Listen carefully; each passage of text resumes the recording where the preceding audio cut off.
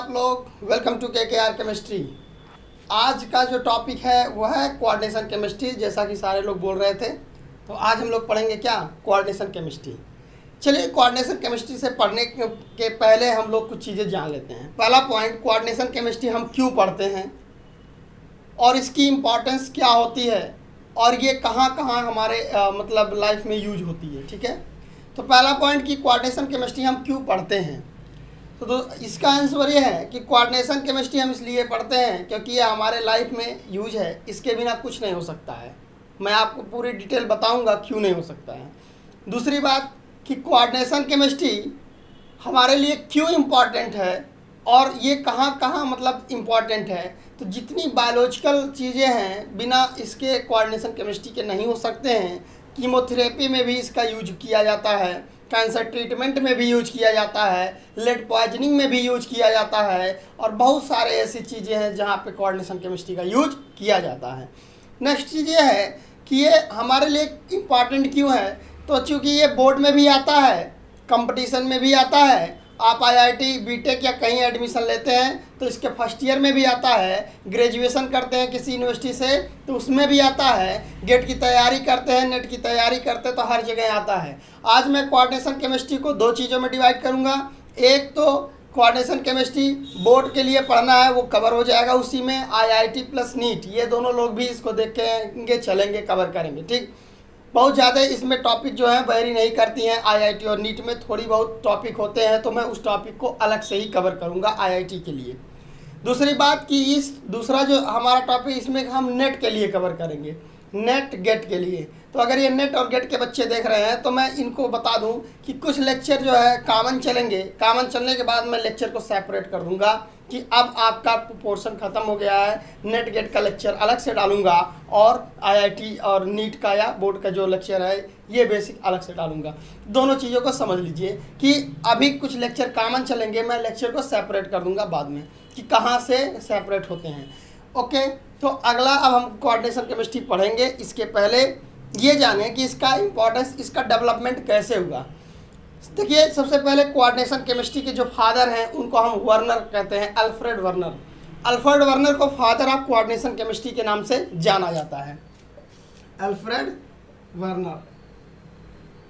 इनको हम क्या कहते हैं, फादर ऑफ कोऑर्डिनेशन केमिस्ट्री कहते हैं या कोऑर्डिनेशन कंपाउंड कहते हैं। ठीक है, तो अल्फ्रेड वर्नर, इसका ये मतलब था अल्फ्रेड वर्नर ने ही इसकी खोज की है, इसके बारे में बताया जी नहीं। इनके पहले, अल्फ्रेड वर्नर के पहले कोऑर्डिनेशन कंपाउंड में बहुत सारा काम हो रहा था, कई सारे साइंटिस्ट इस पे काम कर रहे थे और अल्फ्रेड वर्नर बाद में आते हैं और अपने काम को इस पे मतलब करते हैं और पब्लिश करते हैं। लेकिन क्या अल्फ्रेड वर्नर सही थे, क्या बाकी लोग सही थे, तो इस चीज़ के लिए एक बहुत बड़ा लंबा मतलब ईयर गुजर गया, क्योंकि इतना डिस्कस हो रहा था। ये अपना पेपर पब्लिश कर रहे थे, बाकी साइंटिस्ट अपना पेपर पब्लिश कर रहे थे। उस समय सबसे जो मतलब अच्छे कॉम्प्लेक्स थे जो कि माना जाता था ब्लूम स्ट्रैंड का। ब्लूम स्ट्रैंड कोऑर्डिनेशन केमिस्ट्री पे काफ़ी काम किए थे और उन्होंने फार्मूले भी डेराइव किए थे। और ब्लूम स्ट्रैंड, उनका पूरा नाम था CW, ब्लूम स्ट्रैंड। और ये जो थे CW ब्लूम स्ट्रैंड, उस समय इन्होंने कुछ फार्मूले प्रपोज किए थे और इन फार्मूलों को SM जॉरेंसन ने सपोर्ट किया था, SM जॉरेंसन। और ये जो SM जॉरेंसन थे ये ब्लूम स्ट्रैंड को काफ़ी मतलब सपोर्ट कर रहे थे उस समय। और जब अल्फ्रेड वर्नर गए और बोले कि मतलब अपना पेपर दिए, सारी चीज़ें कि हम अपना पेपर दे रहे हैं, इस टाइप से होगा, तो लोग इनको रिजेक्ट कर दिया। उनको मतलब कहें कि यार तुम दोबारा करके लाओ, तुम्हारा कोई काम यहाँ पे हमको नहीं लगता कि बहुत अच्छा है। अल्फ्रेड वर्नर सोचे ठीक है, फिर वो गए अपना फिर से रिसर्च करने लगे। अब वो एक एक पेपर पब्लिश कर रहे थे, अपना एक एक चीज़ें दे रहे थे और उसी में ब्लूम स्ट्रैंड भी इनका फार्मूला पहले से था, तो इनके अकॉर्डिंग उनके अकॉर्डिंग फार्मूले सेम आ रहे थे। जरा देखते हैं कैसे, बाकी चीज़ों का डिस्कस करेंगे, लेकिन हम लोग ये जाने कि कैसे आखिर ये फादर ऑफ कोऑर्डिनेशन केमिस्ट्री कहलाए हैं, कैसे कोऑर्डिनेशन केमिस्ट्री डेवलप हुई, इसको समझते हैं। तो सबसे पहले जब ब्लूम स्ट्रैंड काम कर रहे थे तो उन्होंने अपना फार्मूला दिया, ब्लूम स्ट्रैंड ने अपना फार्मूला दिया और वर्नर ने अपना फार्मूला दिया, वर्नर्स फार्मूला, ठीक है। तो दोनों लोग फार्मूला दिए और दोनों लोग फार्मूला देने के बाद ये देखा गया कि सबसे पहला कंपाउंड देखा गया कि ये कोबाल्ट है और कोबाल्ट के साथ अमोनिया जुड़ा हुआ था, अमोनिया के साथ है इसमें लगा हुआ था 6 अमोनिया था और 1 क्लोरीन था। अब वर्नर का ये कहना था कि ये जितनी अमोनिया है, ध्यान से सुनिए, हमने कहा वर्नर का कहना था कि जितनी अमोनिया है वो सब के साथ कोबाल्ट से जुड़ी हुई है, लेकिन ब्लूमस्टैंड का कहना था ऐसा नहीं है, जितनी भी अमोनिया है वो मतलब डायरेक्ट इससे नहीं जुड़ी हुई हैं, इसमें से क्या हुआ है, ये Cl3 था। उन्होंने कहा कि ये कोबाल्ट है, ये अमोनिया है और एक क्लोरीन है, ये भी अमोनिया है, एक क्लोरीन है, और ये अमोनिया 1 2 3 4 5 और 6 अमोनिया क्लोरीन। अब ब्लूमस्टैंड ने कहा कि ये फार्मूला, उन्होंने ये फार्मूला प्रपोज किया था, ये हुआ कैसे प्रूव होगा, तो इन्होंने कहा देखिए अगर मैं इसको पानी में डालता हूँ, डिसोसिएट करता हूँ, तो ये टोटल जितने टूटेगा और कितने आयन प्रोड्यूस करेगा। तो इन्होंने कहा कि अगर इसको डाला जाए पानी में या एक्वस मीडिया में तो ये टूट के आयनाइज होगा और अमोनिया जो है 6 प्लस, अब 3 क्लोरीन जानते हैं, जैसे मान लीजिए एल्युमिनियम क्लोराइड को तोड़ा जाता है पानी में तो एल्युमिनियम पे 3 + 4 और 3 क्लोराइड आयन बनते हैं।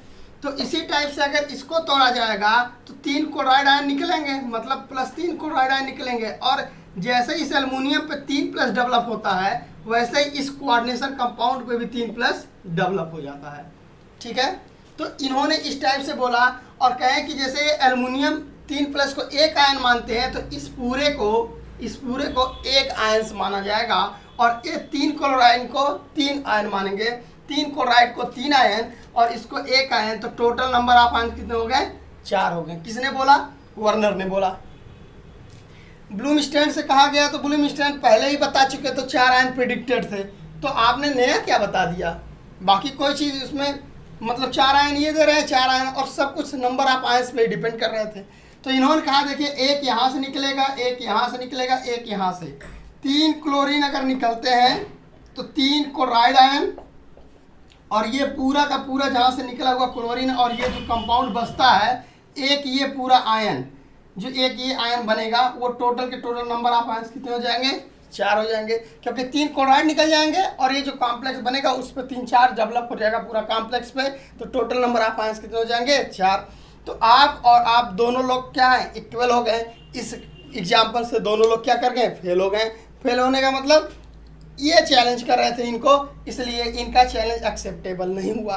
फिर ये गए और अपना काम इम्प्रूव किए। अब क्या कर रहे हैं वो, दूसरा इन्होंने फार्मूला दिया जो वो था CO अमोनिया होल 5, एक Cl को अंदर ले लिए ये और 2 Cl को बाहर रख दिए। इन्होंने कहा एक क्लोरीन अंदर है और 2 क्लोरीन बाहर। इन्होंने कहा ऐसा नहीं होता है, CO अमोनिया क्लोरीन और एक जो है कोबाल्ट से क्लोरीन जुड़ जाएगा और बाकी तुम्हारा जो अमोनिया है 1 2 3 4 और 5 अमोनिया के साथ एक क्लोरीन, 1 2 3 4 5 अमोनिया एक क्लोरीन। इन्होंने कहा ये जो क्लोरीन है और ये क्लोरीन है, ये दोनों क्लोरीन निकलेंगे और ये पूरा कॉम्प्लेक्स एक बन जाएगा। ज़रा समझिए, ये पूरी कॉम्प्लेक्स एक हो गए और 2 क्लोराइड निकलेंगे, तो टोटल आयंस कितने हो गए, 3। इन्होंने बोला 3 आयंस हमने प्रिडिक्ट किया है। और इनसे पूछा गया तो इन्होंने कहा जैसे अगर 2 क्लोरीन निकलेंगे तो इस कॉम्प्लेक्स पे CO अमोनिया होल 5 Cl पर 2+ जाएगा और यहाँ पे 2 Cl माइनस, मतलब मैंने पहले बोला ये तो एक आयन ट्रीट किया जाएगा और ये 2 आयन, तो टोटल आयन कितने होगा भाई, 3 आयन। ये और ये यहाँ पे भी ये प्रूफ नहीं कर पाते हैं। अब मैटर आता आगे क्या होगा, तो ये इम्प्रूव करना चाह रहा। अब इन्होंने कहा कि मैं अमोनिया अंदर 5 रख के दिया देखा हूँ, 2 क्लोरीन अंदर लिया हूँ, इसका मतलब इस पे 1+ आएगा और 1 Cl बाहर निकलेगा, तो टोटल नंबर ऑफ आयन कितने हो जाएंगे, 2। 1 + 1 = 2। इनसे कहा गया, इन्होंने कहा कुछ नहीं, मेरा जो फार्मूला है सही है और मैं क्या कर रहा हूँ, ये जैसे है इन्होंने क्या कर दिया, कोबाल्ट लिया और कोबाल्ट के साथ क्लोरीन को जोड़ दिया और बोले एक अमोनिया, 2 अमोनिया, 3 अमोनिया और 4 अमोनिया के साथ एक क्लोरीन लगा दिया। बोले एक क्लोरीन यहाँ से निकलेगा और ये पूरा का पूरा एक कॉम्प्लेक्स बन जाएगा। मतलब 1 + 1 कितने हो गए, 2। ये पहले ही प्रिडिक्ट किए थे ना, इनको चैलेंज करना था, ये चैलेंज कर रहे थे, तब भी ये बात नहीं बनी, रिसर्च और आगे बढ़ा। अब जो कंपाउंड था, लास्ट कंपाउंड, इन्होंने और इम्प्रूव किया, दोबारा कंपाउंड बनाए, इस क्लोरीन को भी अंदर ले लिया, इस क्लोरीन को अंदर ले लिया। और इस क्लोरीन को अंदर लेने के बाद बोले कि देखिए इसमें कोई आयंस नहीं निकलेंगे, इसमें नंबर ऑफ आयंस 0 होंगे।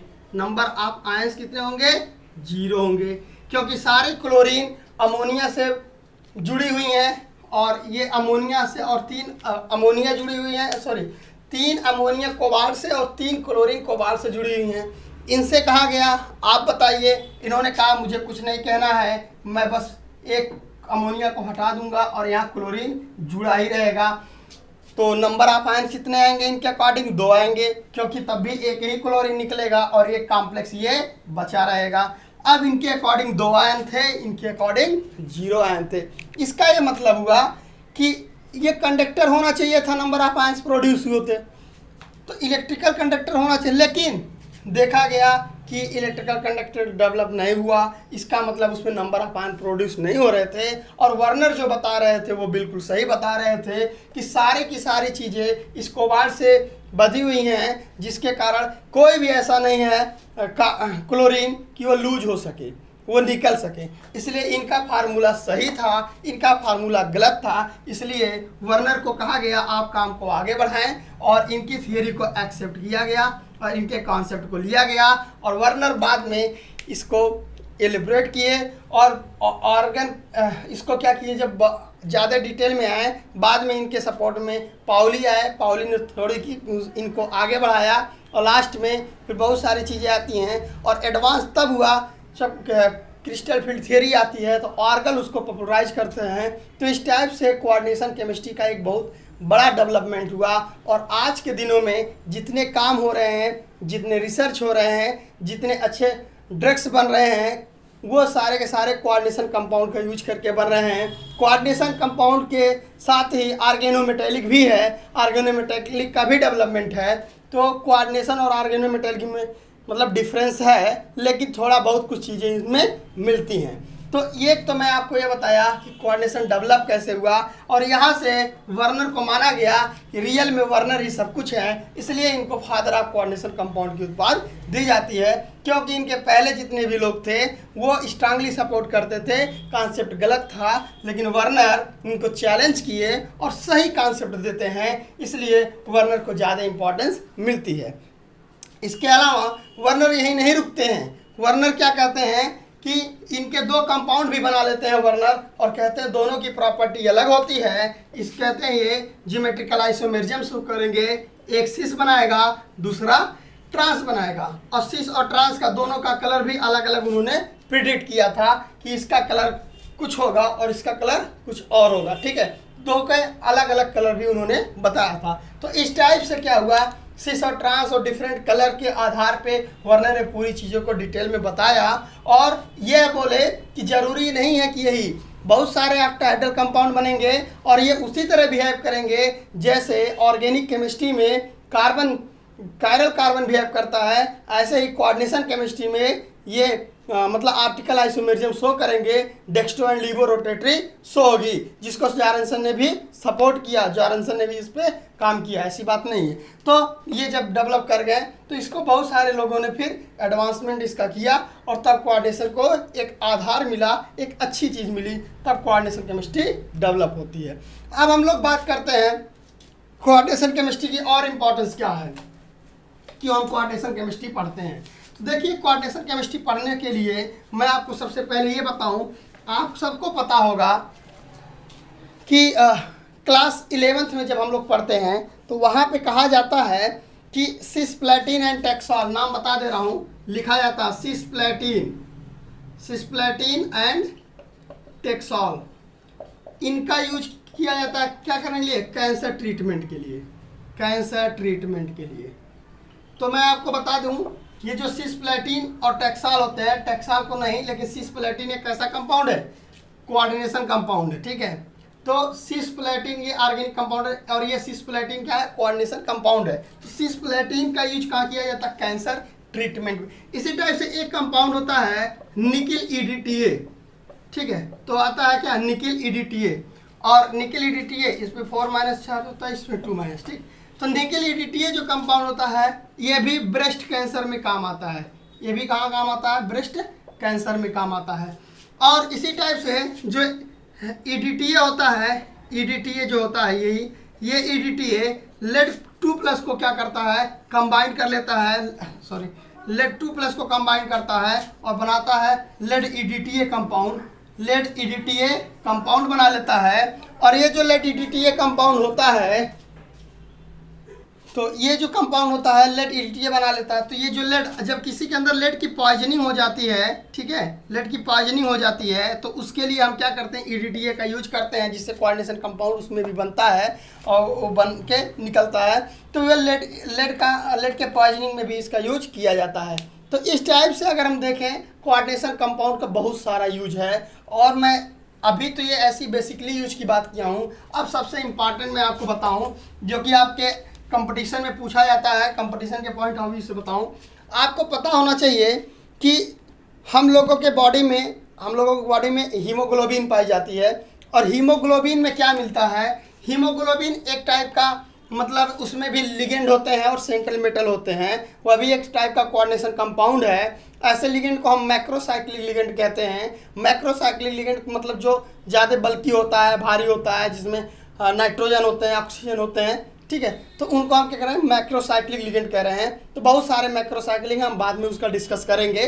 तो अगर मैं बात करता हूँ इसकी कि ये आपका 1 नाइट्रोजन, 2 नाइट्रोजन, 3 नाइट्रोजन और 4 नाइट्रोजन, ठीक है। और ये आपके कोई आयरन है, कोई मेटल है, आयरन हुई, और इसको कोऑर्डिनेट कर रहे हैं। तो ये क्या कर रहे हैं, जब ये कोऑर्डिनेट करते हैं यहाँ पे, तो ये आपस में बॉन्डिंग इस टाइप से बना लेते हैं और बीच में यहाँ पे भी इनका अपना बॉन्डिंग होता है, ठीक है।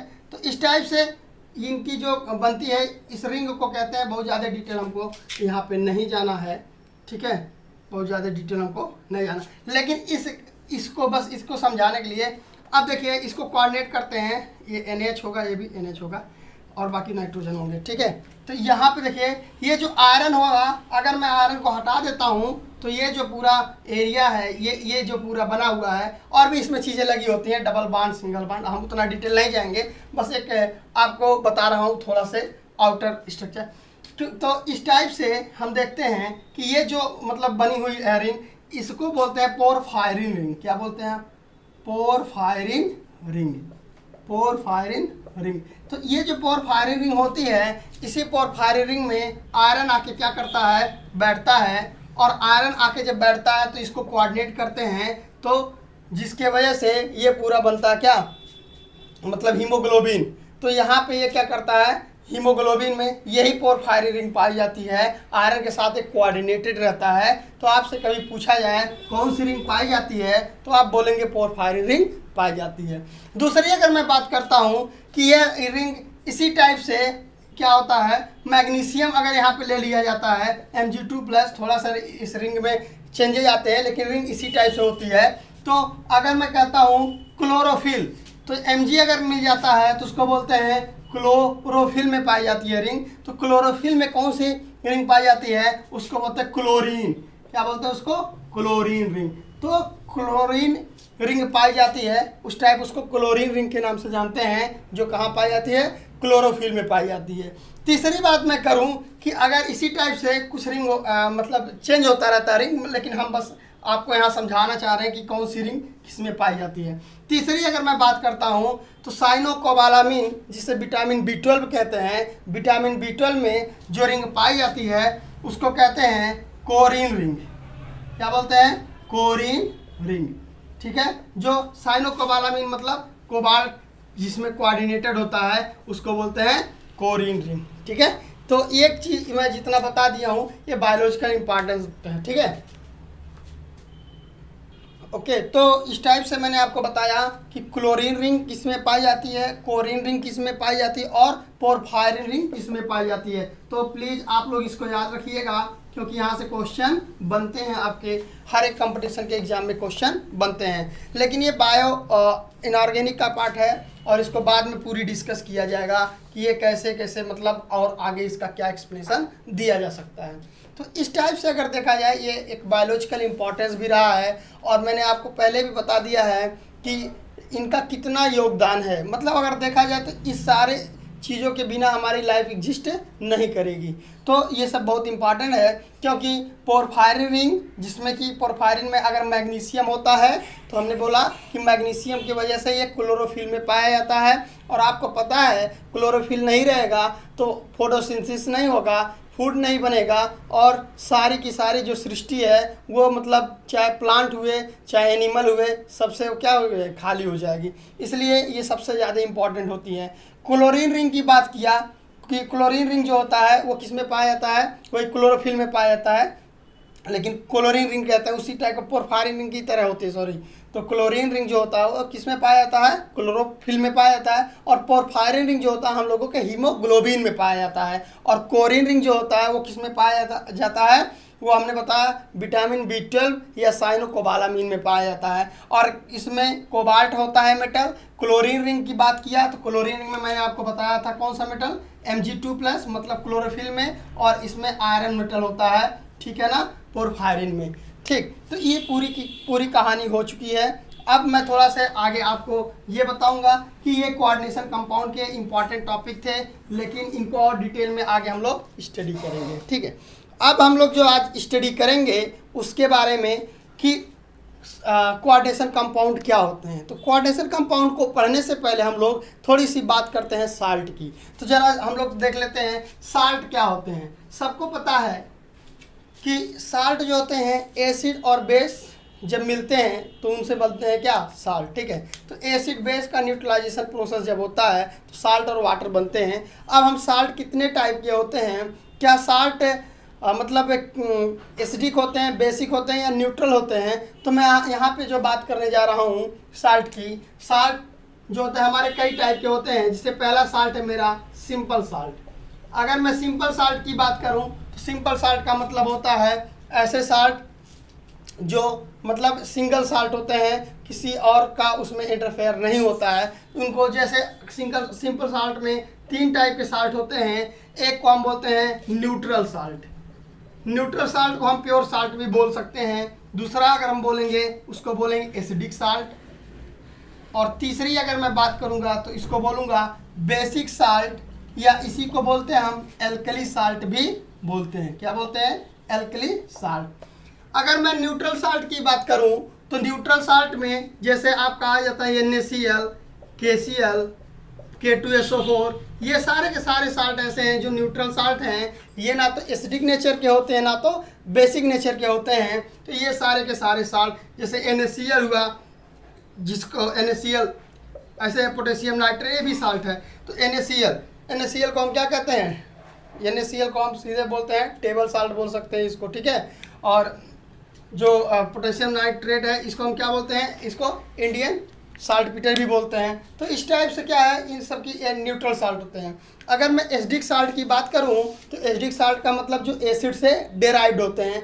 ऐसे साल्ट जो एसिड से डेराइव्ड होते हैं, जैसे मान लीजिए H2CO3 था, कार्बोनिक एसिड था, तो कार्बोनिक एसिड में एक हाइड्रोजन रिप्लेसेबल हो, एक हाइड्रोजन अगर रिप्लेसेबल हो तो बनाएगा सोडियम हाइड्रोजन कार्बोनेट, या जिसको हम बोलते हैं सोडियम बाई कार्बोनेट। और ये सोडियम बाई कार्बोनेट को हम क्या बोलते हैं, इसको हम मीठा सोडा बोलते हैं इसको।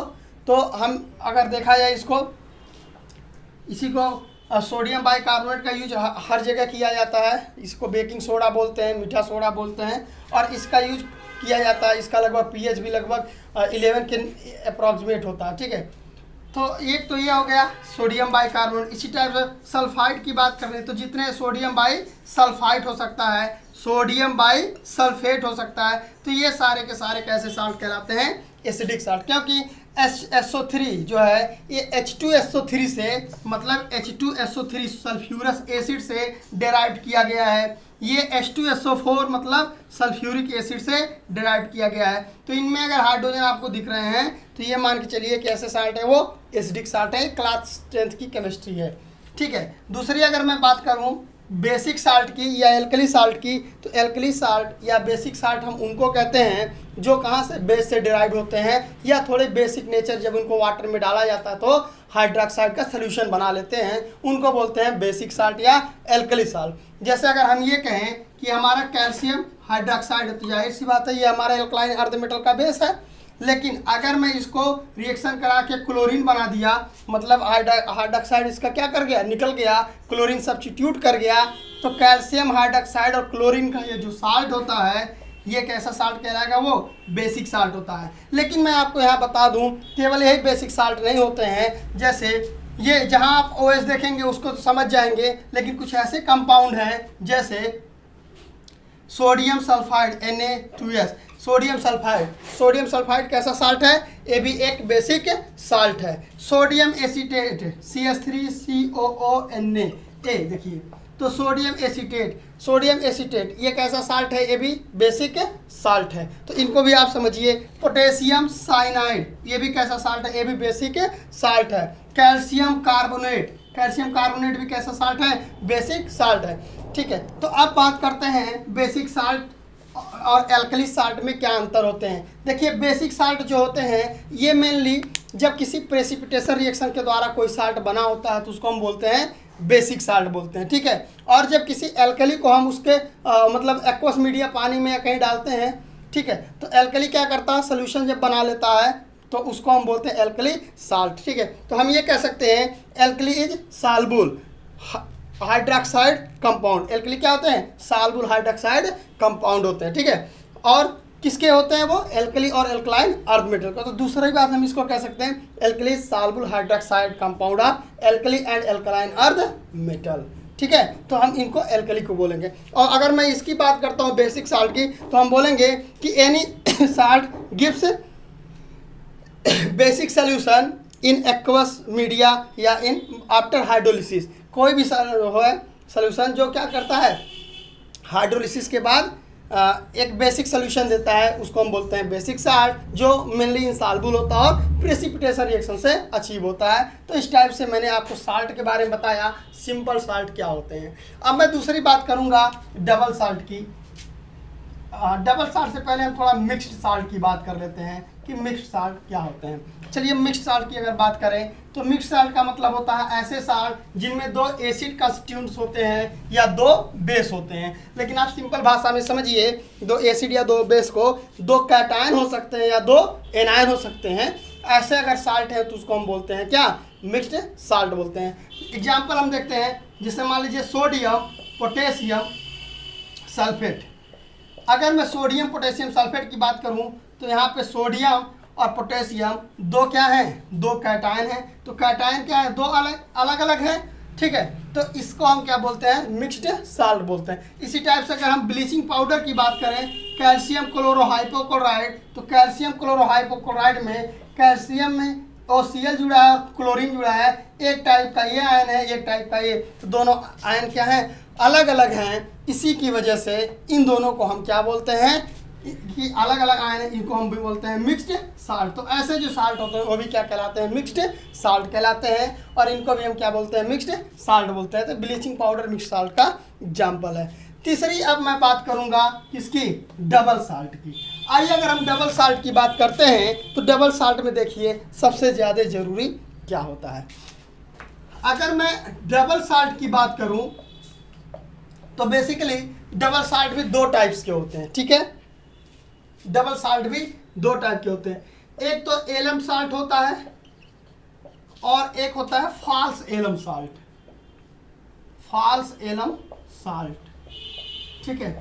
फॉल्स एलम साल्ट को टसन साल्ट के नाम से भी जानते हैं, इसको हम टसन साल्ट भी कहते हैं। तो एलम साल्ट का जो फार्मूला होता है आपको पता ही होगा कि ये M होता है, M डैश होता है, SO4 का होल ट्वाइस होता है, डॉट क्या, और यहाँ पे क्या हो जाता है, H2O होता है, और H2O की संख्या कितनी होती है, 12 हो जाती है। तो ये हमारा फार्मूला होता है किसका, एलम साल्ट का। टसन साल्ट का फार्मूला बात करूँ तो होता है M2M-SO4 का होल ट्वाइस, और यहाँ होता है H2O का होल 6। ये टसन साल्ट का फार्मूला है। अब ये जरूरी नहीं है SO4 हो, ये सल्फेट हो सकता है, क्लोरेट हो सकता है, ब्रोमेट हो सकता है, सेलिनेट हो सकता है, कुछ भी हो सकता है ये, लेकिन हम सल्फेट की एग्जांपल लेके चल रहे हैं। अब क्योंकि यहाँ पे अगर मैं इस साल्ट की बात करता हूँ और इस साल्ट की, तो दो आपको बहुत फेमस साल्ट पता है, पूछा जाता है। एक मोहर साल्ट, मोहर साल्ट क्या, तो देखिए मोहर साल्ट एक फाल्स एलम साल्ट है, या उसको हम टसन साल्ट कहते हैं। जैसे मोहर साल्ट का फार्मूला होता है अमोनियम, तो यहाँ पे हम लोग रख सकते हैं अमोनियम, तो ये क्या हो जाएगा, अमोनियम हो जाएगा। और यहाँ पे M डैश के स्थान पे क्या हो जाता है, आयरन हो जाता है। और यहाँ पे क्या हो जाता है, SO4 का होल ट्वाइस, और यहाँ H2O का होल 6। एक और चीज़ देखिए, ये जो M2 है, M2 का मतलब ये +1 वाली वैलेंसी है, जिसको हम मोनोवैलेंट कैटायन बोलते हैं, ये +1। और M डैश जो होता है, इसकी वैलेंसी जो होती है उसको हम बोलते हैं क्या, +2, मतलब डाईवैलेंट कैटायन। तो जरा देखिए, अमोनियम पे +1 है, आयरन पे +2 है, और ये किसका फार्मूला हो गया, ये मोहर साल्ट का फार्मूला होगा, मोहर साल्ट। तो ये मोहर साल्ट का फार्मूला हो गया। और इसी फार्मूले को आप ऐसे लिख देते हो, देखो NH4 और SO4 यहाँ से ले लो, तो हो जाएगा NH4 का होल ट्वाइस SO4, ठीक है। और उसके बाद क्या लिखते हैं हम लोग, आयरन, तो हो जाता FeSO4, उसके बाद डॉट 6 H2O, ठीक है ना। तो ये देखिए, ओके। तो इस टाइप से देखिए, ammonium sulphate, iron sulphate, 6H2O, क्या हो गया, मोहर साल्ट बन गया। तो मोहर साल्ट टसल साल्ट का एग्जाम्पल, इसको हम फाल्स एलम बोलते हैं। उसके बाद हम आते हैं फिटकरी पे, बात करते हैं, एलम की बात करते हैं। तो फिटकरी एम के स्थान, एम जो होता है यहाँ पे, ये मोनोवैलेंट कैटायन होता है, लेकिन जो M डैश होता है वो ट्राईवैलेंट कैटायन होता है, जो लगभग एल्युमिनियम होता है। और M क्या होता है, वो फिक्स नहीं होता है। तो M एल्युमिनियम, SO4 ट्वाइस, और H2O का होल 12 कर देते हैं। तो ये किसका फार्मूला हो जाता है, ये रियल में फिटकरी या एलम का फार्मूला होता है। अब बात आती है, M के स्थान पे अगर आप अमोनियम रख देते हो तो हो जाता है अमोनियम, एक मिनट, हाँ ठीक, अमोनियम, और यहाँ पे हो जाता है एल्युमिनियम, और यहाँ हो जाता है SO4 का होल ट्वाइस, वहाँ हो जाता है H2O 12, ठीक है। तो अब ये जो फार्मूला हो जाता है, ये एलम का फार्मूला, किसका फार्मूला है, एलम का, ठीक है। आप कंफ्यूज हो रहे हैं, मुझे पता है ऐसा फार्मूला नहीं होता, क्यों, मैं बता रहा हूँ। अब ये रियल में एलम का फार्मूला होता है, लेकिन इसको 2 से मल्टीप्लाई कर दिया जाता है। और जब 2 से मल्टीप्लाई कर दिया जाएगा, तो मैं थोड़ा ऊपर मिटा दे रहा हूँ यहाँ पे, जब 2 से मल्टीप्लाई कर दिया जाएगा, तो ज़रा देखिए, ये NH4 क्या हो जाएगा, NH4 का होल ट्वाइस हो जाएगा, देखिए। और यहाँ पे एक SO4, 2 थे और 2 कितने हो गए, 4 में से एक SO4 यहाँ जुड़ जाएगा, तो हो जाएगा क्या, NH4 का होल ट्वाइस SO4। और यहाँ पे एल्युमिनियम था, और एल्युमिनियम 2 से मल्टीप्लाई होगा तो हो जाएगा Al2, और यहाँ 3 SO4 बचे हुए हैं, तो Al2SO4 का होल थ्राइस हो जाएगा।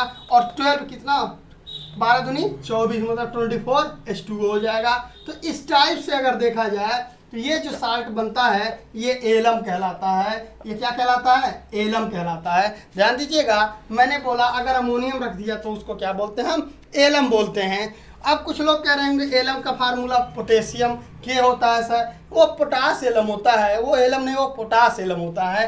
तो इसको अगर मैं K2 रख देता हूँ अमोनियम के स्थान पे, K2SO4, Al2SO4 का होल थ्राइस, डॉट 24 H2O, तो ये जो होता है, यही फिटकरी का फार्मूला है, या इसी को हम बोलते हैं पोटास एलम। क्या बोलते हैं, पोटास एलम, ठीक है। तो ये हो जाएगा पोटास एलम का फार्मूला हो जाता है।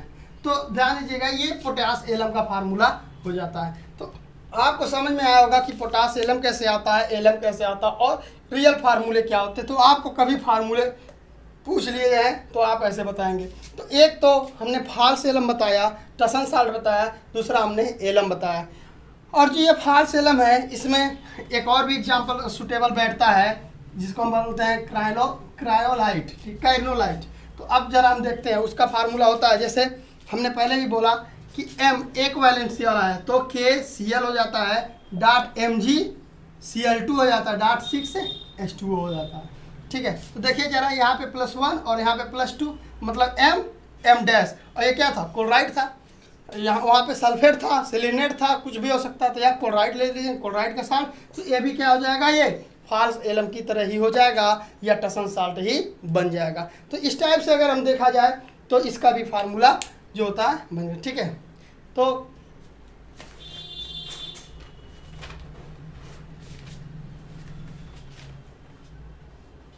तो इसका फार्मूला होता है कार्नेलाइट। ठीक है, कार्नेलाइट, तो ये KCl MgCl2 6H2O क्या बन जाता है, कार्नेलाइट हो जाता है। तो मैंने आपको बोला ये भी एक फॉल्स साल्ट का ही एग्जाम्पल है। तो इस टाइप से मैंने आपको आज का जो लेक्चर बताया है ये एक बेसिक लेक्चर था, ये जान लीजिए एक इंट्रोडक्टरी लेक्चर था, इंट्रोडक्शन था, क्योंकि आज समय भी बहुत ज़्यादा नहीं है। और अब अगले लेक्चर में हम जो बात करेंगे वो कोऑर्डिनेशन कंपाउंड से बात करेंगे, डबल साल्ट में कोऑर्डिनेशन कंपाउंड में डिफरेंस बताएंगे, बाकी चीज़ें हम नेक्स्ट लेक्चर में बताएंगे। Thank you. वीडियो को आप लोग लाइक करिए, सब्सक्राइब करिए चैनल को और शेयर करिए, और सबसे बड़ा इम्पॉर्टेंट चीज़ ये है कि आप लोग कमेंट करिए, जिससे हमको भी अच्छा लगे कि हाँ मेरी जो वर्क है आपके प्रति वो अच्छा जा रहा है, कंटिन्यू हो रहा है। Thank you very much.